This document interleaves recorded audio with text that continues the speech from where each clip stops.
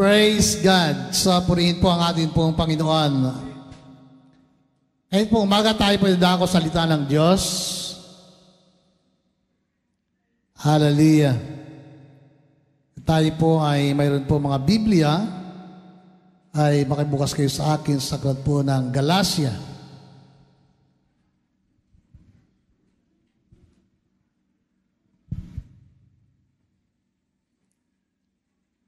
Hallelujah.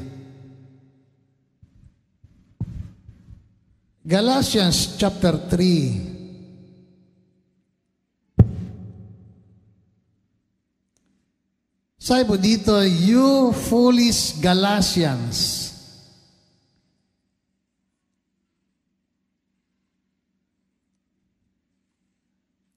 who has bewitched you before whose eyes Jesus Christ was publicly portrayed as crucified.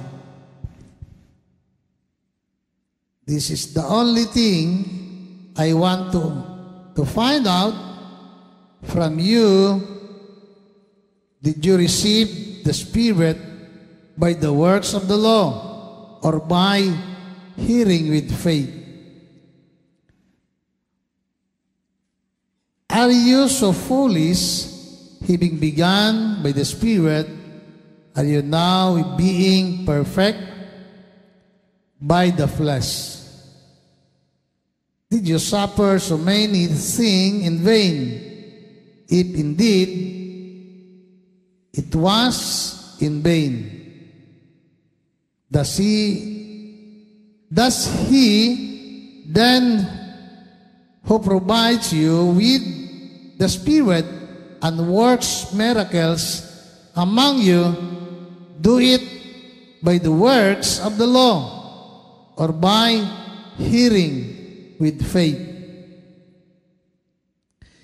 So even so Abraham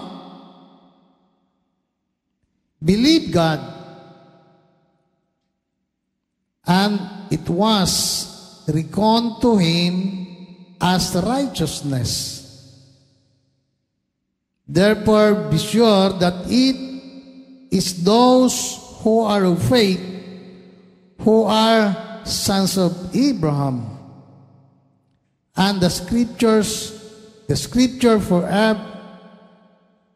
foreseeing that God would justify the Gentiles by faith, preach the gospel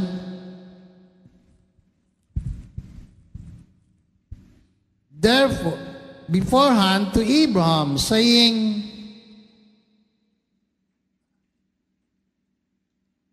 and the nation shall be blessed in you.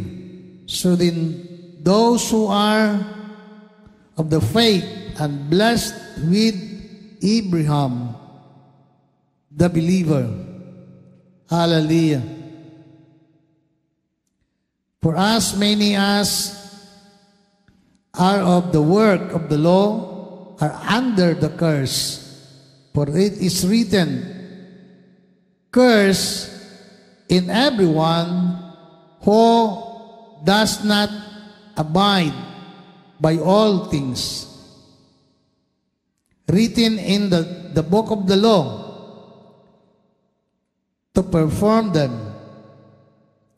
Now that no one is justified by the law before God is evident, for the righteous man shall live by faith.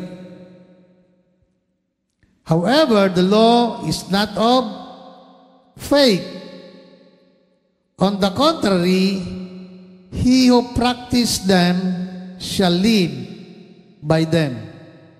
Christ redeemed us from the curse of the law, having become a curse from us, for it is written, cursed is everyone who hung on a tree, in order that in Christ Jesus the blessing of Abraham might come to the Gentiles, so that we might receive the promise of the Spirit through faith.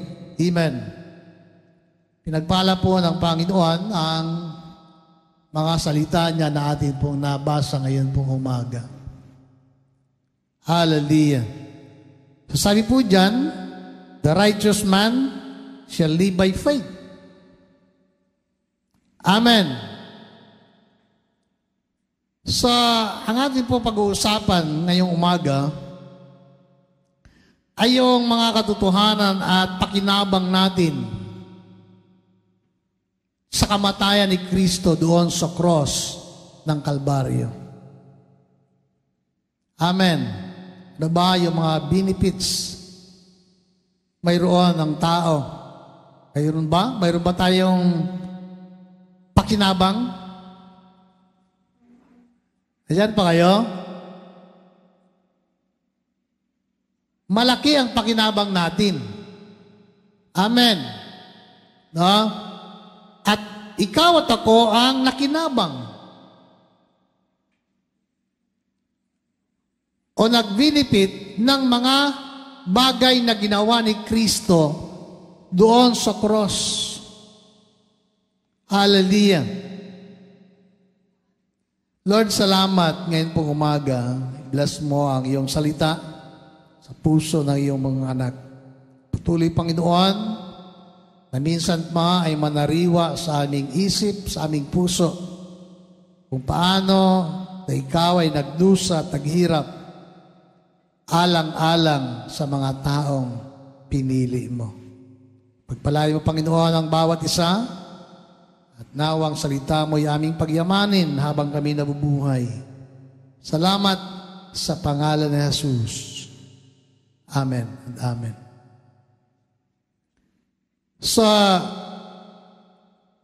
Tepo natin yung salitang pagpapawalang sala.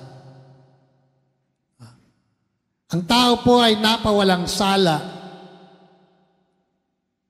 hindi sa pamagitan ng pagsunod sa kautusan, kundi dahilan sa ating pananalig kay Kristo.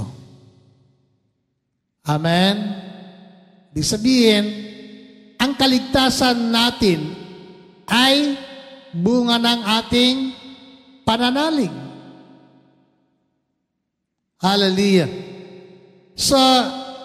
Si Abraham ay isang taong nananalig sa Diyos.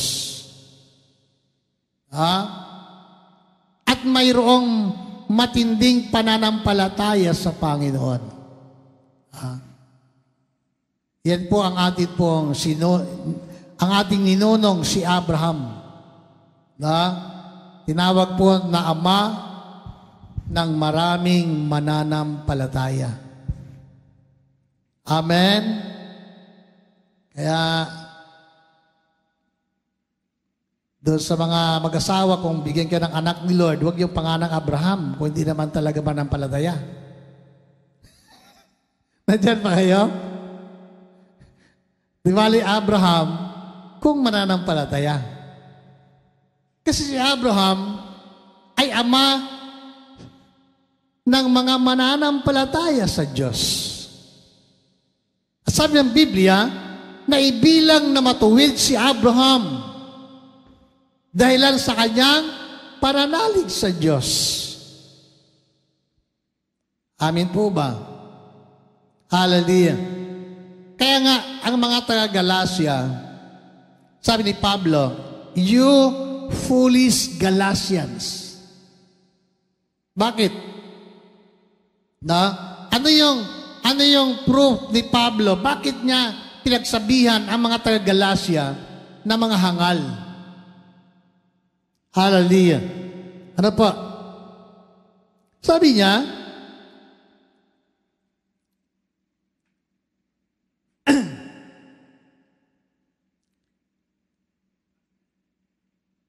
nahihibang na ba kayong mga taga-Galacia?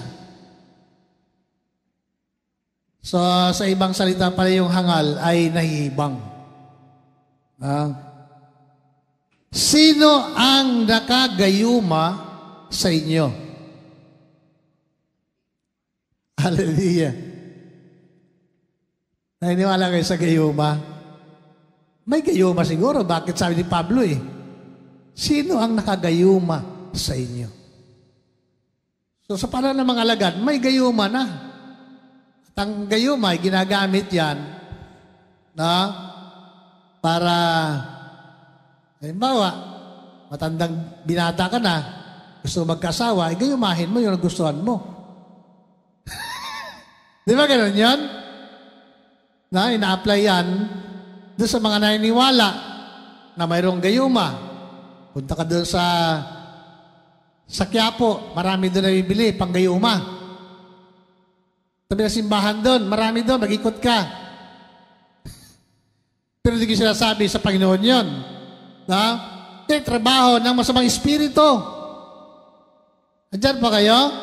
So yung mga taga-Galatians, na sinabi ni Pablo na foolish, na mga tao na nahihibang. Sabi ng Biblia, na sino ang nakagayuma sa inyo? Maliwanag na ipinapahayag sa inyo ang pagkamatay ni Jesucristo sa cross. Ibig sabihin ay, kumbaga, alam na nila, alam na ng mga taga-Galacia na ang ating Panginoon ay namatay sa cross para sa kanila o sa mga mananampalataya. Ibig sabihin, hindi na kailangan na ulit-ulitin pa para sa kanila kasi nga, kumbaga, master na nila Alam na nila ito Parang tayo rin. Amin po ba? Alam na natin matagal na. Matagal na panahon na tayo naglingkod. Alam na natin na ang ating Panginoon ay namatay para sa atin. Of course, hindi lang para sa atin, kundi para sa lahat. Pero, siyempre tayo po ay naniwala nanalig na ang ating Panginoon ay namatay para sa atin. At tiniwalaan natin yon. Amen? Naniniwala ka ba? Naniniwala ba tayo na si Jesus ay namatay para sa atin? Wow. Di ba? Napaka-espesyal natin na ikaw at ako ay isa sa pinag-alaya ng ating Panginoon ng kanyang sariling buhay. Diba? Sino nga ba tayo? Sino ka ba? Sino ba ako? Gaano ba tayo kaimportante na mismo ang anak ng Diyos ay bumaba, galing sa langit, bumaba sa lupa para ibigay at isakripisyo ang kanyang buhay? Iniwan niya ang karangyaan doon sa kalangitan. Iniwan niya ang langit, bumaba sa lupa para magbata ng hirap para sa mga taong nagkasala. At tayo isa sa mga taong makasalanan. Amen? Amen po. Tayo po yung makasalanan. Diba sabi ng Bible, Romans chapter 6 verse 23, for all have sinned. For all have sinned. Lahat ay nagkasala. And come short to the glory of God. Lahat ay nagkasala at wala ni sino man. Wala ni sino man. Ibig sabihin, lahat ng tao ay nagkasala at wala ni isang tao na nakaabot doon sa pamantayan ng Panginoon. Walang taong nakaabot sa kaluwalhatian ng Diyos. Hallelujah. Bakit sinasabi ni Pablo ang mga bagay nito sa Roma at sa mga taga-Galacia?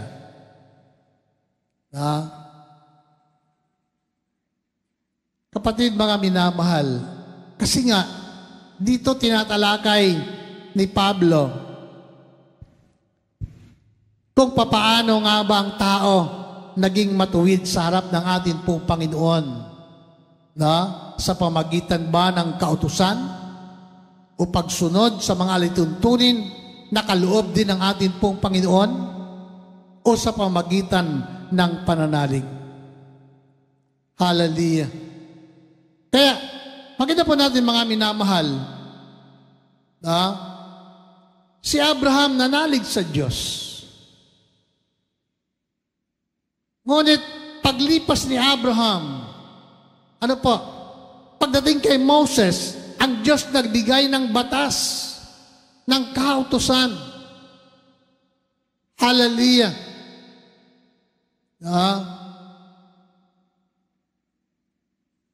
Para ito ang maging batayan at sundin ng tao, nang sa gayon ang tao ay hindi magkamali at hindi makagawa ng kasalanan sa harap ng ating pong Panginoon.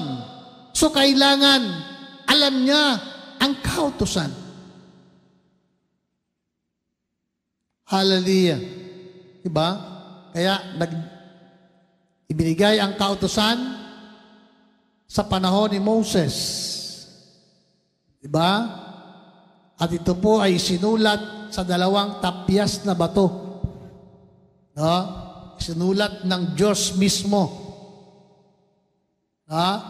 Ang Diyos mismo ang nagsulat sa tapyas na bato ng 10 kautusan. Hallelujah. May panukalang batas ang Sibak Party List na yung 10 Commandments dapat naka-display sa mga paaralan. Hallelujah. Siyempre nga naman, dapat i-remind ang mga bata, lalo na ito yung utos ng Diyos na dapat sundin ng tao. Ngunit, ang tanong mga minamahal, mayroon bang nakasunod? Maaaring sabihin po natin, nakatulong.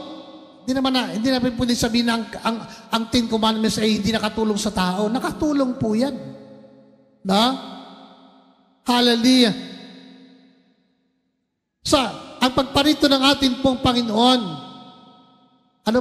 hindi para sirain ang kautusan. Kundi, sabi ng Biblia, kundi ito'y kanyang tuparin. Amen. Para tuparin ang sinasabi ng kautusan. Bakit? Walang taong nakatupad. So si Kristo ay naparito para ganapin at tuparin kung ano ang sinasabi ng kautusan ng ating pong Panginoon. Hallelujah. Glory to God. Amen? Kaya nga, ang kautusan ay banal.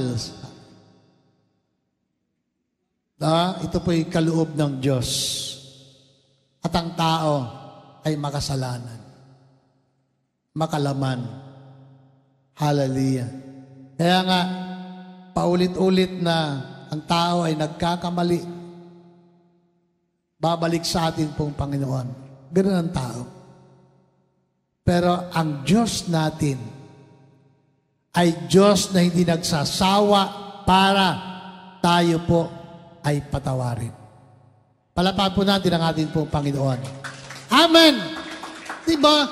Kaya nga, ang unang benepisyo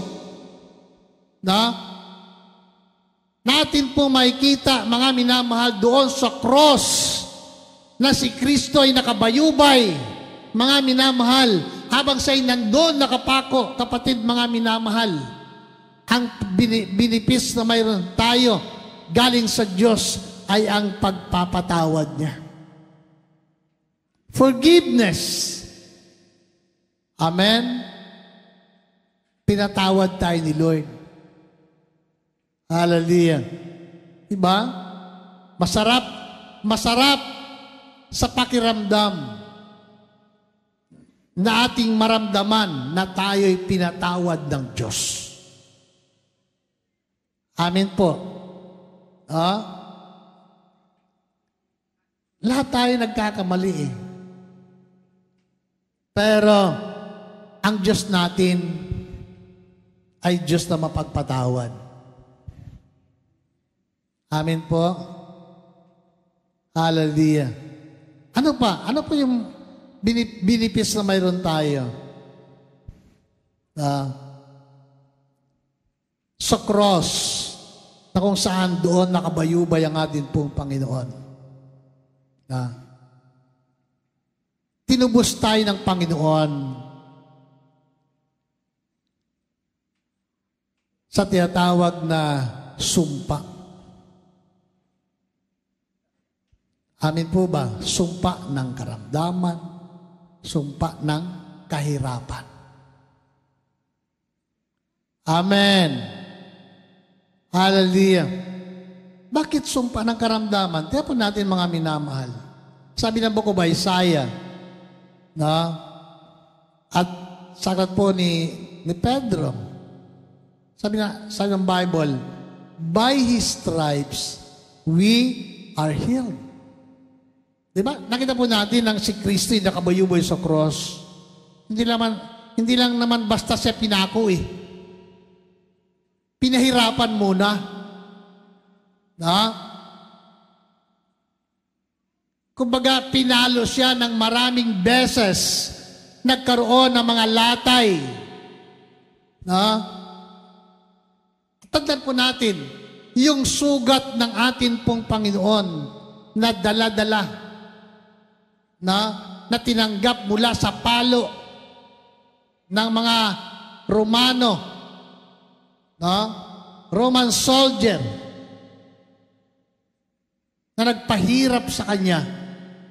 Mga minam, hindi lang basta latay, kundi talagang sugat, na halos yung laman ay nadadala pagka siya'y pinalo. Diba? Isipin natin, kaya ba ng tao? May tao kaya na kakayanin yung mga palo na bumabaon sa katawan? Kapatid ba nga minamahal? Walang tao na makakakaya nun. Hallelujah. Pero, siyempre, anak siya ng Diyos eh. Amen. Diyos siya eh. Na bagamat nagkatawang tao, sabi ng Biblia, kapatid, mga minamahal, ginawa ng Diyos yon para kayanin niya at ipakita sa lahat ng tao, mga minamahal, na yung hirap, yung suffering na pagdadaanan ng atin pong Panginoon, hallelujah, na sana ay maging blessing para sa lahat. Amen? Yung suffering ni Kristo ay maging blessing para sa atin. Diba? Spiritual blessing, tayo naligtas. Amen po ba? Blessing na kung saan para tubusin tayo sa sumpa ng karamdaman. Kaya sabi ng Bible, by His stripes, we are healed. Amen. Sa pamagitan ng kanyang mga latay, ikaw at ako, sabi ng Biblia, ay nagsigaling sa lahat ng karamdaman. Palampakan natin si Lord. Amen. Hindi magbabago yan na ang ating Panginoon, He is our great healer. how He is our great physician. Amen. Paniwalaan mo na ang ating Panginoon ay dakilang manggagamot. Kapatid, mga minamahal, tayo po, yung katawan natin, no? Apektado ng sakit dyan. No? Magkakaroon tayo ng karamdaman. Hallelujah. Dadaan tayo sa iba't ibang uri ng sakit. Pero, ang Diyos natin ay nananatiling manggagamot natin. Amen? Glory to God. Diba? Napakasarap isipin na kahit may karamdaman ka, naniniwala ka na may Diyos na pwedeng magpagaling at gumawa ng mirakulo sa buhay natin. Amen po. Diba? Maraming tao nakakaranas yan. At dapat maranasan mo rin. Bakit? Nananalig ka sa Diyos. At ang Diyos ni Abraham ay Diyos natin. Isa lang. Diba? Kaya nga, ano po ang sabi ng Bible? Even so Abraham, sabi dito, believe God. And if it was reckoned to his as righteousness. Therefore, be sure that it is those who are of faith who are the sons of Abraham. Siguraduhin daw natin na tayo po'y nananalig din sa Diyos. At kung ikaw ay nananalig, ikaw ay anak ni Abraham. Amen? Hindi mo na problema kung anong dugo mayroon ka. Hindi natin problema kung tayo man ipinanganak na hintil at hindi Hebreo. Kapatid, mga minamahal, once na ikaw ay nanampalataya, kapatid, hindi maikakaila na ikaw at ako ay anak ni Abraham. Kaya nga, yung privilege na mayroon ang isang anak ni Abraham ay mayroon ka rin. Diba? Ay kung yung mga Hebreo, yung mga Hudyo na hindi nananalig kay Kristo, kapatid, malaki ang lamang mo. Bakit? Hindi man dugong Hebreo tayo, pero may pananampalataya ka sa Diyos ni Abraham na kanyang pinanampalatayaran, kapatid, kabilang ka sa anak ni Abraham. Amen? Kaya nga, yung pangako ng Diyos, yung tipan ng Diyos kay Abraham, yun din ang tipan na mayroon tayo. Na dapat nating panghawakan. Amen? Hallelujah. Kaya nga, dapat magkaroon tayo ng pananalig sa Diyos. Magkaroon tayo ng pananampalataya sa atin pong Panginoon. Kung paano si Abraham ay naging matuwid sa harap ng atin pong Panginoon, bunga ng kanyang pananalig, ganun din po tayo. Hallelujah. Diba? Sabi diyan, and the scripture, hallelujah, foreseeing that God would justify the Gentiles. Alam niyo, isinulat na sa Bible Nakita na ng mga propeta, nakita na ng mga nagsulat ng Biblia na pinahayagan ng Diyos ang isang katotohanan na hindi pwedeng pasubalian, mga kapatid. Hallelujah. Ng mga tao, sabi ng Biblia, ang mga tao ay napawalang sala. Sabi diyan, that God would justify the Gentiles by faith. Sa pamagitan ng pananampalataya. Kapatid, walang ibang paraan para tayo po'y ganap na mapawalang sala, kundi sa pamagitan lang ng pananalig, pananampalataya. Diba sabi nga sa Hebrews chapter 11, na, but without faith, it is impossible to please God. Diba? Kung walang pananampalataya isang tao, imposible. Kaya nga, hindi rin tayo mapawalang sala kung wala kang pananampalataya sa Panginoon. Ha? Kung hindi ka naniniwala, hindi ka nanalig, paano ka mapawalang sala ng Diyos?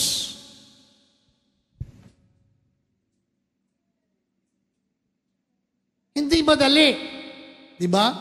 Kahit sa, halimbawa, ang tao magkakaso, magkaroon ka ng kaso sa korte. Hindi madali para matanggap mo yung acquittal, no? Para ikaw ay mapawalang sala. Lilipas ang mga taon. Dadaan ka sa maraming mga hearing sa korte. At paglipas ng panahon, mga minamahal, titimbangin ng huwis kung ikaw ay guilty o hindi. Diba? Babasahan ka ng kaso at ibababa ang hatol sa iyo. Pag tinimbang yan ng huwis, yung huwis na totoo kasi may mga judge na nababayaran, pwedeng baliktarin ang hatol. Diba? Kapatid, mga minamahal, pag ibinaba ang hatol sa iyo at ikaw ay napawalang sala, magdiwang ka na. Amen? Diba? Walang pinakamasayang tao, mga minamahal, kundi yung mga taong nabubuhay sa mundo na alam nila na sila ay pinawalang sala ng ating pong Panginoon. Bakit? Nagdusa na ang Panginoon Amen? Pinagdusahan na niya Yung kasalanan mo, dinala ng ating Panginoon doon sa cross. Amen? Kaya nga, kapatid, mga minamahal, may kasabihan, may lumang kasabihan sa Biblia, na yung mga taong ibinitin sa punong kahoy, mga minamahal, ay kasumpa-sumpa. Isinumpa. Kaya nga, lahat ng sumpa ay binata ng ating Panginoon. Amen. Nung siya ay ipinako sa cross ng Kalbaryo. Hallelujah. Kaya nga, ikaw at ako ay hinango na ni Kristo sa sumpa ng kautusan. Amen po. Hallelujah.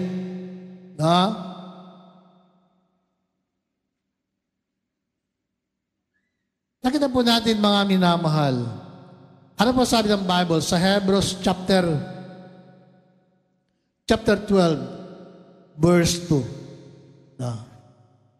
Sabi diyan, Hebrews chapter 12, verse 2.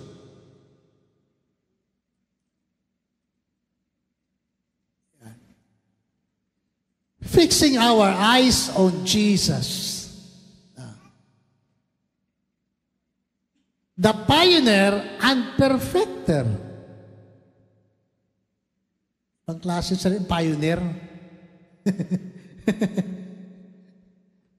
Ibig sabihin ng pioneer, yung talaga siya yung nagsimula. Siya yung pinagmulan. Amen? Kaya nga sabi niya, fixing our eyes on Jesus, the pioneer and perfecter of faith. Ibig sabihin yung pinagmula ng ating pananampalataya ay si Kristo. Bakit? Siya yung namatay sa cross para sa ating mga kasalanan. Amen? Kaya nga, huwag nating ituon ang ating paningin sa tao. No? Huwag nating ituon ang ating paningin sa ating kapwa. Bakit? Mabubuwal tayo. Matitisod tayo. Amen po ba? Bakit? Bawat tao ay may kahinaan. Amen po. Totoo po yan, mga minamahal. Diba? Kaya nga, minsan, nagpapatawa tayo. Yung kwento ni Pastor Goro na nung siya nag-preach doon sa Mangyan, sa Bulalakaw, "Ay Brad, ibaba mo."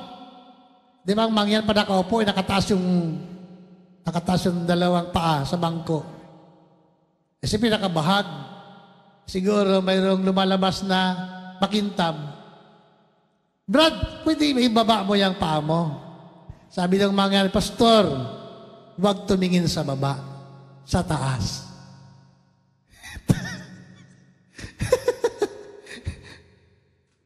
Pag tumingin ka sa baba, matitisod ka eh. Kaya huwag tumingin sa baba, sa taas. Sabi ng Bible, fixing our eyes on Jesus.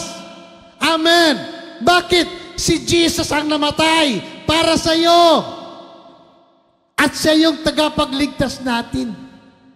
Hindi yung ibang tao. Hindi yung kapwa natin. Amen. Hindi yung asawa natin, hindi yung anak natin, hindi yung ating magulang, kundi si Kristo. Kaya sabi ng Bible, fixing your eyes. Pag sinabing fixing, ipako natin. Pag kay Lord ka nakatingin, hindi ka mabubuwal. Amen. Hallelujah. Glory, glory to God. Diba nga, nung nag-aaral tayo ng bisikleta, sabi nagtuturo sa atin, tumingin ka sa malayo. Sa unahan ka tumingin. Minsan tayo, bago tuto tayo magpedal ng bike, ay nakatingin tayo sa pedal. Tira natin. Ay di, paliko-liko nga tayo hanggang sa madisgrasya ka. Andyan pa kayo. Hallelujah. Sabi dyan, He is the pioneer and the perfecter of faith. For the joy set before Him, He endured the cross. Tayo natin, mga minamahal. Nakatalaga ang Panginoon, si Jesus, si Jesus Christ, sa bagay na ito. Masaya ang ating Panginoon na gawin at sundin ang kalooban ng Diyos ng Ama sa Kanya. Sabi diyan, He endured the cross. Gaano man kahirap, gaano man kahapdi, kasakit. Pero ang sabi ng Bible, He endured. Tiniis ni Jesus. Kaya ba natin magtiis? Dapat ang mga mananampalataya matiisin. Amen. Amen. Dapat matuto tayong magtiis. Pastor, tagal ko na nagtiis eh. Hallelujah. Ano po ang ibang salita sa pagtitiis? Pagtatyaga. Matyaga. Amen po ba? Matiisin, matyaga.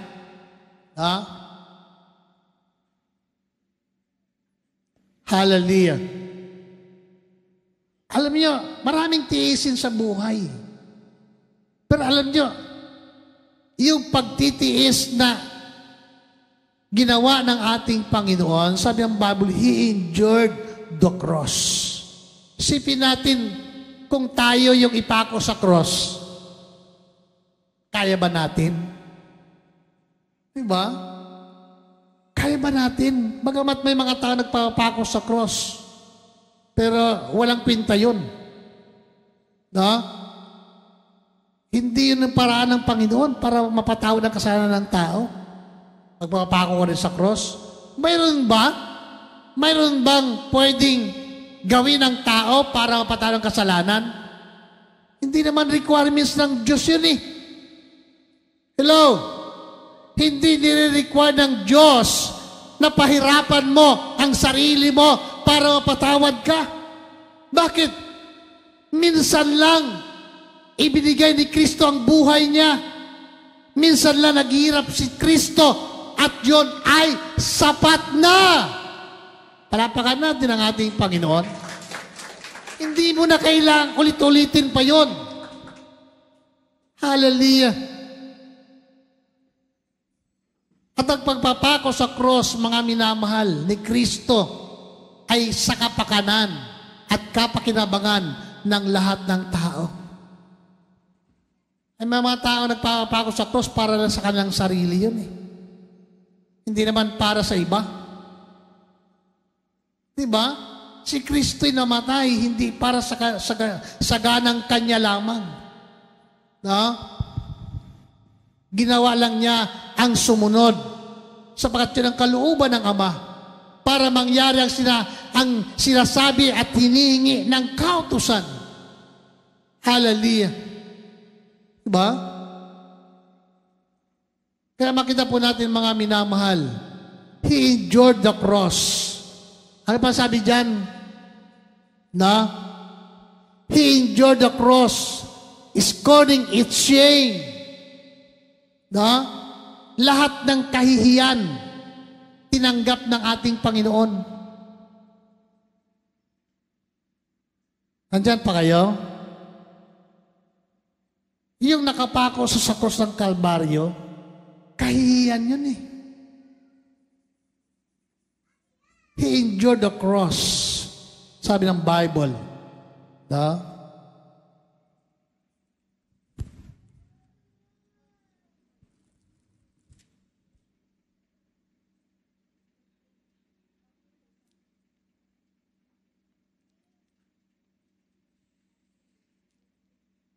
Sabi diyan ay despising the shame.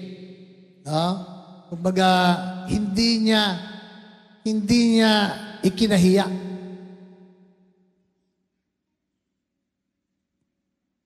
Na siya ay nakapako sa cross. Hallelujah. Alam niyo mga minamahal, dapat ganun din tayo. Kung si Kristo nga, hindi niya ikinahiya eh.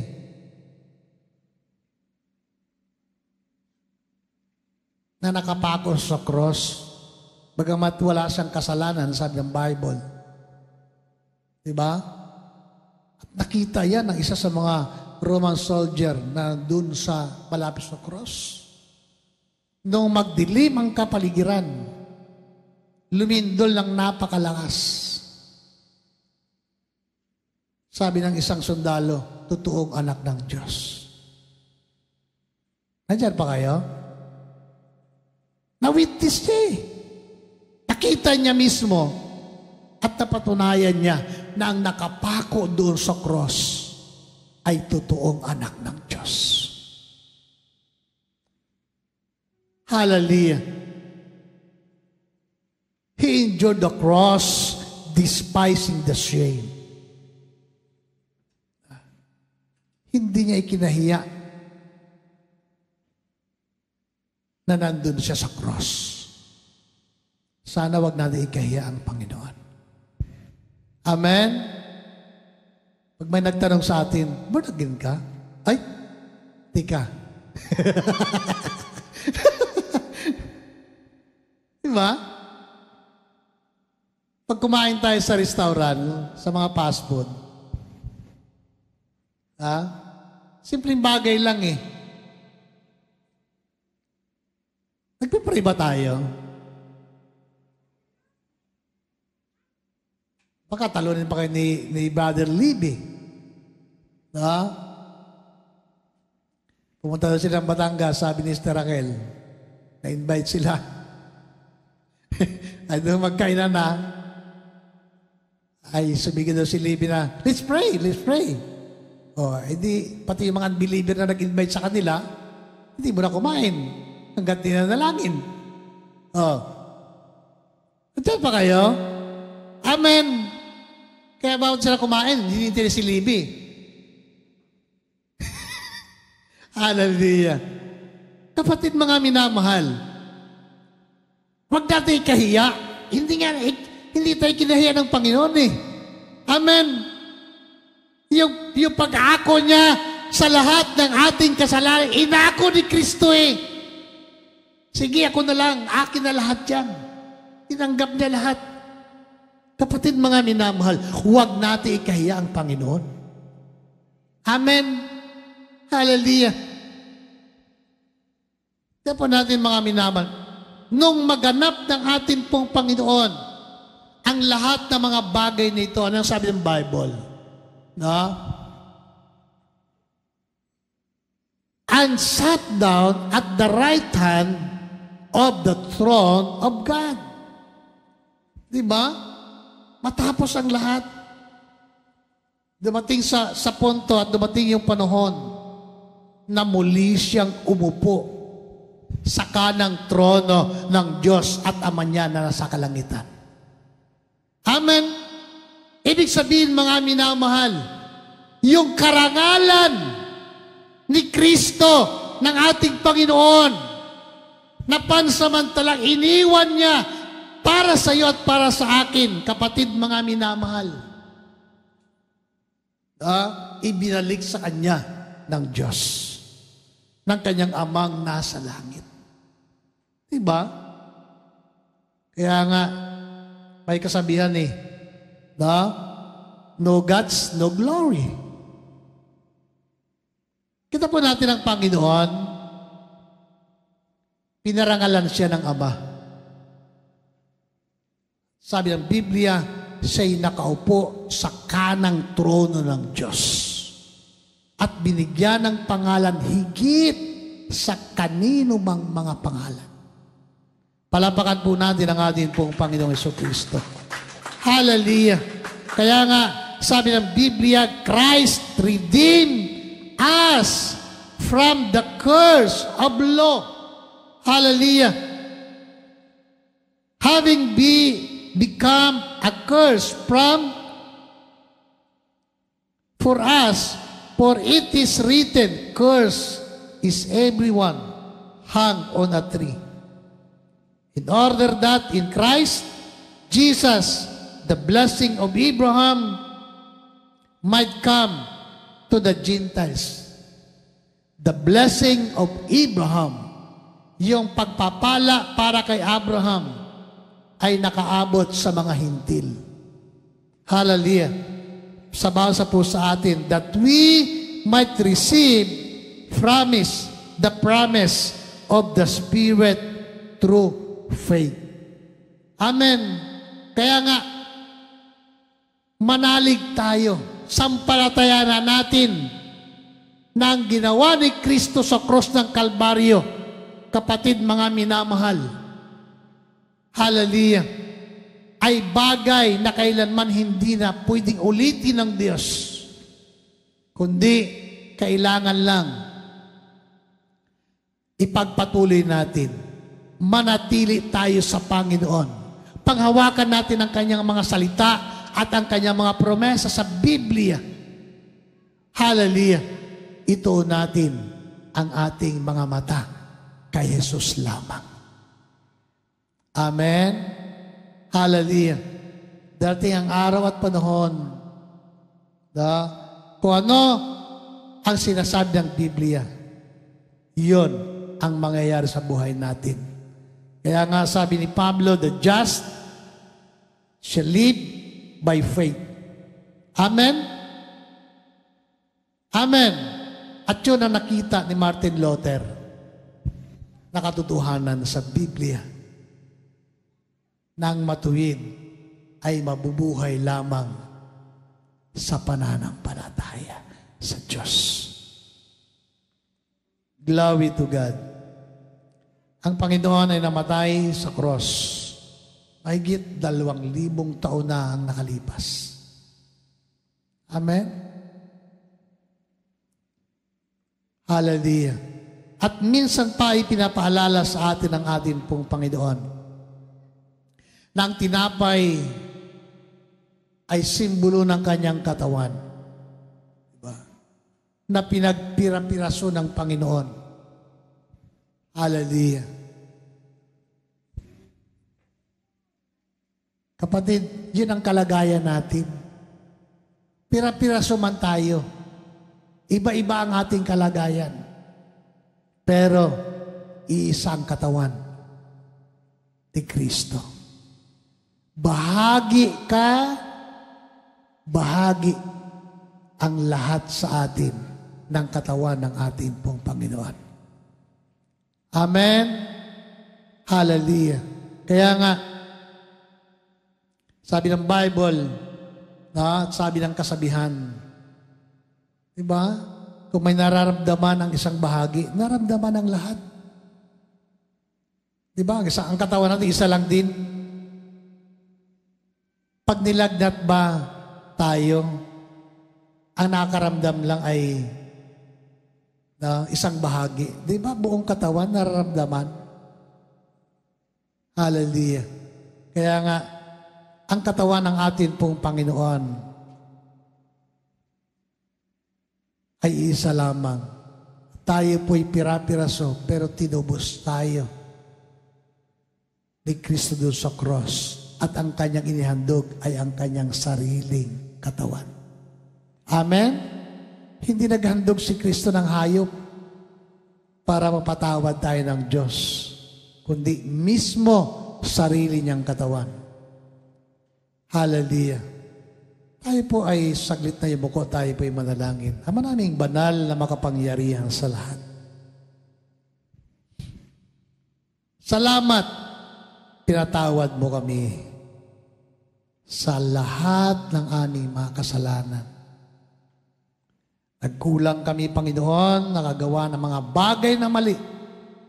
Subalit salamat, Panginoon, sapagkat ganap at totoo ang iyong pagpapatawad. Lord, salamat sapagkat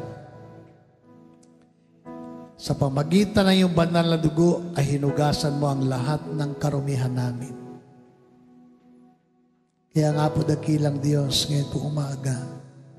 Minsan pa kami po ay dumudulog sa trono ng iyong biyaya.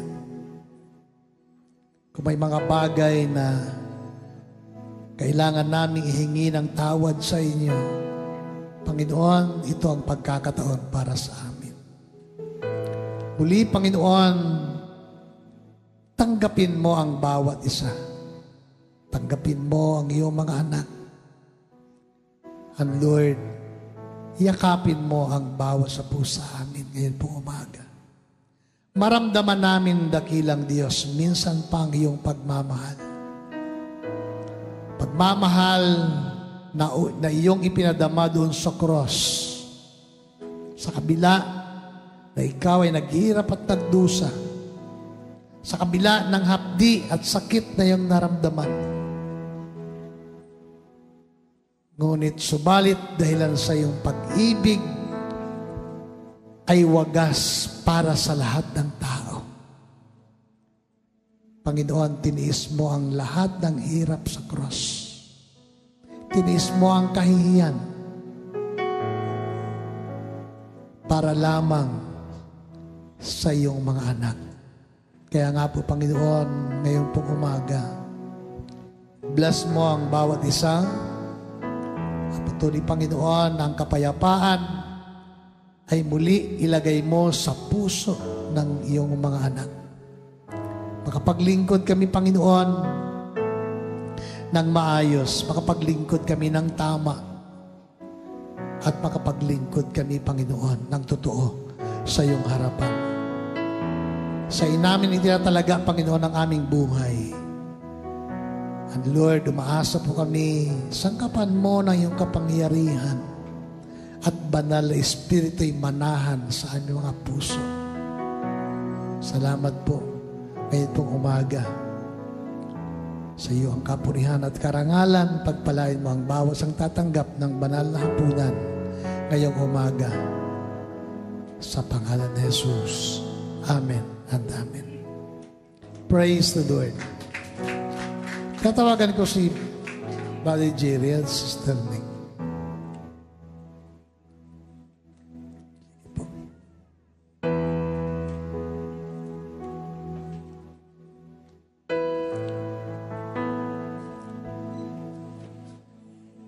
Glory to God. Sabi po sa Biblia, ito ang aral na tinanggap ko sa Panginoon at ibinibigay ko naman sa inyo. Ang Panginoong Hesus nung gabi, siya'y ipagkanulo ay dumampot ng tinapay. Nagpasalamat sa Diyos at pinagpira-piraso ito at sinabi, ito ang aking katawan na ihandog para sa inyo. Gawin ninyo ito bilang pag-alaala sa akin. Kaya di naman matapos maghapunan ay hinawakan ang sarong at sinabi, ang sarong ito ang bagong tipan na pinagtibay ng aking dugo. Tuwing inumin ninyo ito, gawin ninyo ito bilang pag-alaala sa akin. Sapagkat tuwing kakain kayo ng tinapay at na ito at iinom sa sarong ito, ay ipinapahayag ninyo ang kamatayan ng Panginoon hanggang sa muling pagparito niya. Pag tayo daw ay nagpartake, kumuha ng tinapay at uminom sa sarong, ipinapahayag natin. Personal ng Panginoon ay namatay para sa iyo at para sa akin.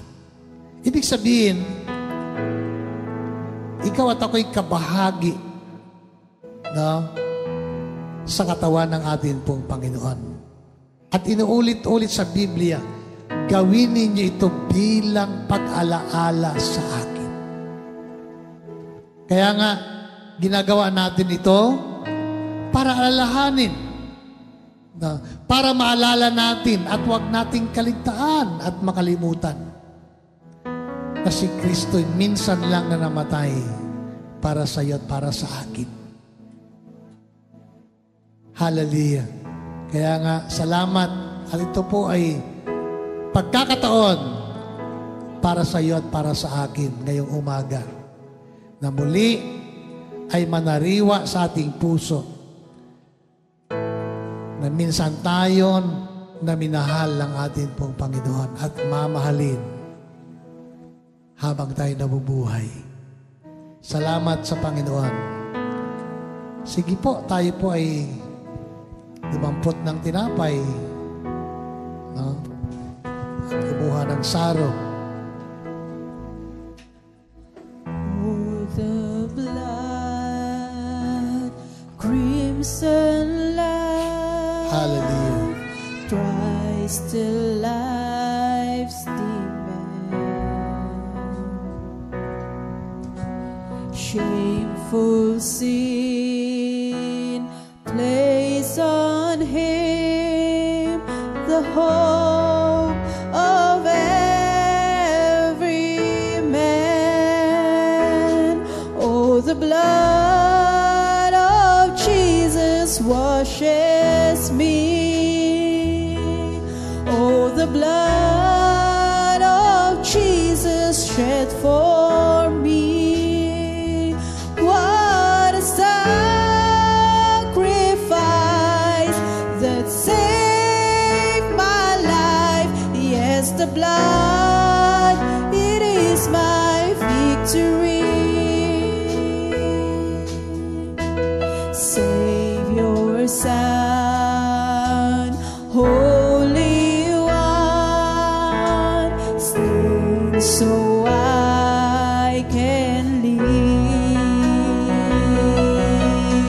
See the Lamb, the great I am, who takes away my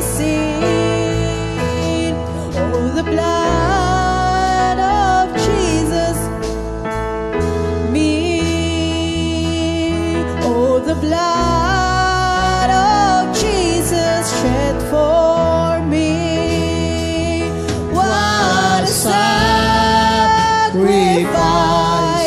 that saved my life. Yes, the blood, it is my victory. Oh, the blood of Jesus washes me. Oh, the blood of Jesus shed for me. What a sacrifice that saved my life. Yes, the blood is my victory. Praise God. Lord, salamat ngayong umaga.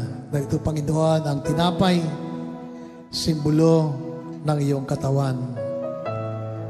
Na nabayubay sa cross, nasugatan, naghirap, at nagtiis ng maraming sugat para po sa amin. And Lord, salamat po. Pagpalay mo, Panginoon, ang iyong mga anak na tatanggap nito, muli ay manariwa sa aming puso't kaisipan na minsan lamang inihandog mo ang iyong buhay para sa amin. And Lord, salamat. Aming take ang tinapay dito, dakilang Diyos, kung saan isang bagay upang alalahanin namin, hindi namin makalimutan ang lahat ng ginawa mo para sa amin upang kami ay tubusin. Pagpalain mo ang bawat ang tatanggap nito sa pangalan ni Jesus. Amen.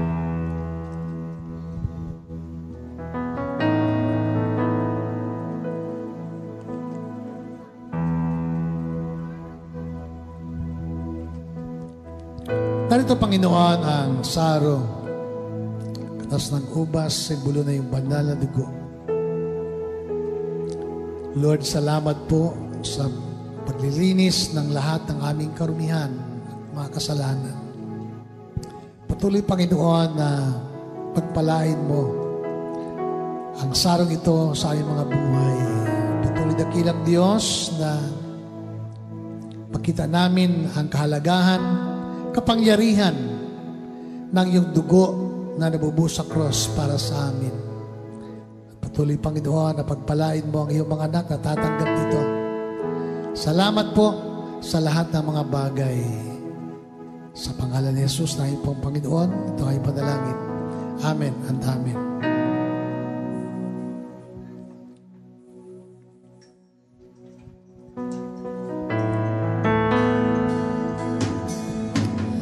Oh, what love, no greater love, grace, how can it be that in my sin, yes, even then, He shed His blood for me. Oh, the blood of Jesus washes me. Oh, the blood of Jesus shed for me. What a sacrifice that saved my life. Yes, the blood is my victory. Hallelujah. What a sacrifice that saved my life. Yes, the blood is my victory. Yes, Lord. Salamat, Panginoon, sa tagumpay. Salamat sa lahat ng iyong sakripisyo. Salamat sa iyong paghahandog ng iyong buhay. Ngayong umaga, Panginoon, patuloy na kami po iyong samahan. Mamuhay kami sa isang bagong pamumuhay, Panginoon. At patuloy na kami ay maglingkod at kaluguran mo ang aming mga buhay. Pagpalain mo ang bawat isa, bigyan mo ng lakas upang patuloy, Panginoon, na magtiwala at manangan sa iyong mga salita. Kung saan, Panginoon, hindi namin kayang magbago kung wala ka sa buhay namin. Samahan mo ngayong mga anak at patuloy na ikaw po ang gumabay sa bawat isa. Bigyan mo kami ng karunungan at kaalaman. Pagpalay mo ang lahat tayo mga ginagawa. At ikaw ang Diyos lagi namin maparangalan. Sa pangalan ng Ama, ng Anak at ng Banal na Espiritu. Amen and Amen. Magandang tanghali po. God bless you. Praise God.